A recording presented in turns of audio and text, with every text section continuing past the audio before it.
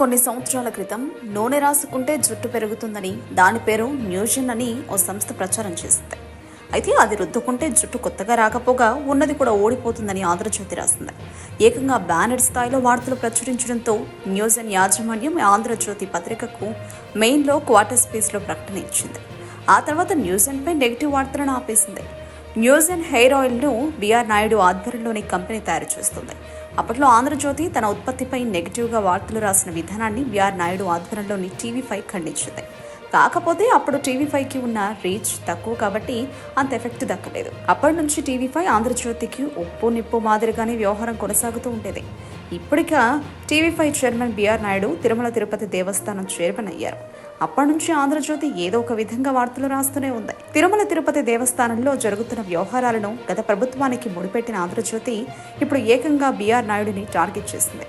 కాకపోతే పరోక్షంగా వార్తలు రాస్తుంది.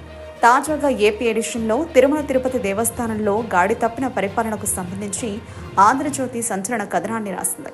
దీనంతటికీ కారణం శ్యామలరావు అని స్పష్టం చేసింది. శ్యామలరావు వచ్చిన తర్వాత తిరుమల తిరుపతి దేవస్థానం పరిపాలనలో ప్రతిష్టంభన ఏర్పడిందని ఆంధ్రజ్యోతి స్పష్టం చేసింది.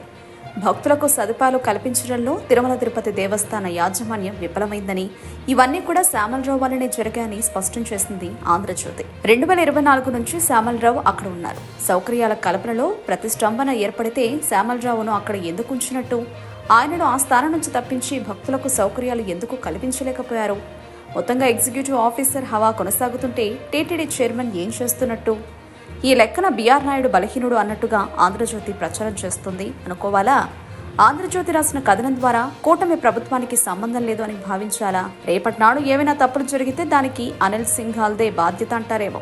అప్పట్లో శ్యామలరావును నియమించినప్పుడు జగన్ చూసి నేర్చుకో, చంద్రబాబును చూసి సమర్థవంతమైన అధికారులను ఎంపిక చేయడం ఎలాగో తెలుసుకో అంటూ కూటమి నేతలు ప్రశ్నించారు. ఆంధ్రజ్యోతి కూడా అలాగే వార్తలు రాసింది. మరిప్పుడు మాత్రం ఏకంగా శ్యామలరావుదే తప్పు అన్నట్టుగా వార్తను ప్రచురించింది.